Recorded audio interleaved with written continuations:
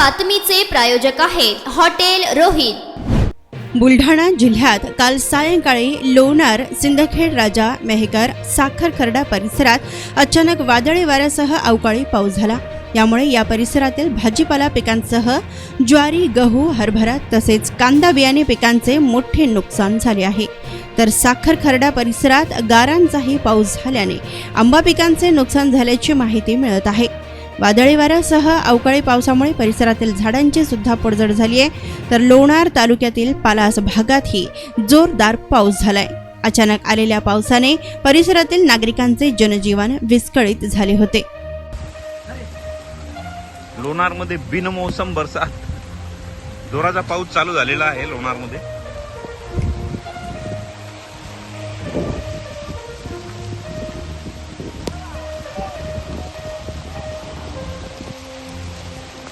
जोरात पाऊस सुरू झालेला आहे।